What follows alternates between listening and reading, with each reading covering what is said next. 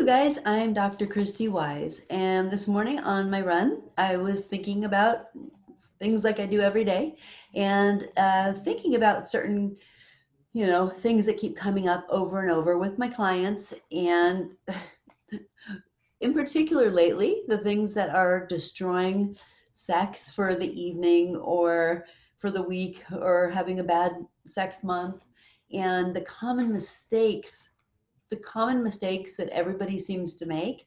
So I want to go over those with you so that you don't make those mistakes, so that maybe tonight you can get lucky like you want to. Um, so let's talk about it. 12 ridiculous mistakes that people make that fuck up their chances to get laid. So let's go through it.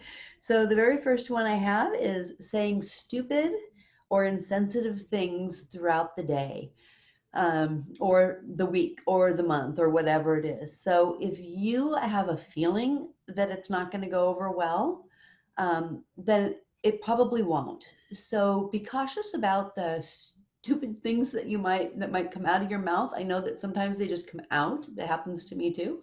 Um, but do know that those silly or insensitive or absurd things that you say throughout the day absolutely has an impact in the bedroom in the evening. Number two is playing games that make you feel good but make them feel like shit. So if you're doing things like to boost your own ego and it feels good for you in the moment, but you watch them fizzle out, that's definitely a ridiculous mistake. You want them to feel good just like you want to feel good. And so be careful about worrying about boosting your own ego, and have some care for their ego too. Number three is being stingy. So all the way from, um, not pouring them coffee and making yourself some, to starting to eat before they sit down, or when you're out shopping, that you buy something for yourself but you don't buy it for them, or stingy with compliments. That's a huge one, when people have to ask how they look, or hope that you're noticing that they look good or that they had their hair done, or and so you want to be generous with your compliments and generous with your actions, because that stinginess, besides it's a huge turnoff, um, it'll definitely mess up your chances of having fun that evening. Number four is acting apathetic, like, showing like, could take it or leave it, showing no excitement, especially when they're trying to, make moves or show their interest. And the other partner is like looking over their shoulder to see what's on Netflix, or looking at their phone, or answering the phone. Whatever it is, it shows apathy for your partner, and it's painful. That's a painful one. Number five is not sharing what you want. Having expectations, like, oh, I got in the shower and I thought you'd climb in with me and you didn't, and without sharing what you want, why would your partner be able to read your mind? So that will definitely ruin the mood. So speak up if you know what you want. Let's see. Number six is putting relationship or date night on the back burner. I know we all have a lot to do. And, with quarantine, we don't go on as many dates and stuff like that. But people are really doing a poor job of making their relationship a priority. And sexy, sweet, intimate, romantic time should be at the top of the list, not at the bottom of the totem pole, because people feel like that makes them they're maybe the bottom of the totem pole. So you really need to prioritize the relationship. And don't be stingy with the money if you are taking her out or you are taking him out. Don't complain about how much the food is. Just enjoy the evening, because that will definitely do it. Not prioritizing your health, number seven.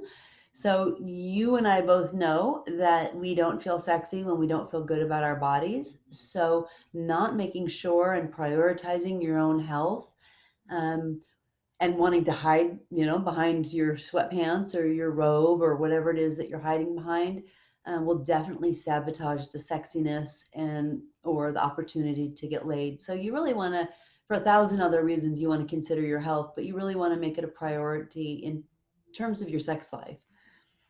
Number 8 is talking too much and not listening enough. Um, everybody wants to share about their day or what they're going through, their excitements. But when your partner is talking all the time, cutting you off, not letting you finish, or interrupting you with things about their day, it's a real turnoff. So if you say, gosh, it was such a hard day today, and they say, you had a hard day, well, right? So there's nothing sexy about that. So close your mouth, let them share and show that you're listening to what they're sharing without judgment, without an opinion, without, aggressively telling them what you think. Just listen and, don't talk quite so much. Number 9 is devaluing love and romance. So, when somebody feels like love is not a priority for their partner, or romance is not a priority, uh, besides the fact that they get turned off, people become, kind of wounded by that and unattached and definitely not aroused. So you definitely want to be careful not to devalue love. Think about how hard you work to find it and stop taking it for granted and show it the value that it deserves, and your partner too. And that will definitely help make your bedroom experience better. Number 10 is always waiting for them to make the first move. Let's face it, nobody always wants to be the one who has to initiate, whether it's sex or dinner plans or vacations or what, cleaning or whatever it is. But with sex in particular, you want to, not always make them have to make the first move. So have some courage. And, if you're feeling it, go for it. Jump in, because it's super sexy and sometimes really fun and spontaneous. Let's see. 11, complaining or acting critical. After years together or months or weeks, especially during quarantine, we get aggravated and we tend to pick and complain a lot.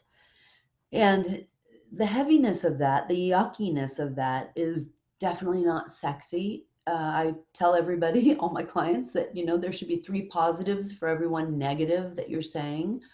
So if you are saying more negative or complaining more, and not using positive language or not being generous enough to share compliments, there's a good chance that you're not going to get all that lucky.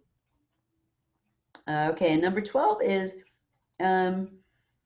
ignoring the things that don't work. No, it could be sexual dysfunction. It could be pain during sex. It could be things that are just a huge turnoff that you're just afraid to tell your partner because you don't want conflict, but instead you avoid sex, which destroys the relationship. So be careful about how you put it. Language matters, but you don't want to ignore the things that aren't working for you, because there's a good chance they might not be working for them too, and they're afraid to tell you too. So those are my 12 ridiculous mistakes that fuck up your chances of getting laid. So I hope that you listen to them.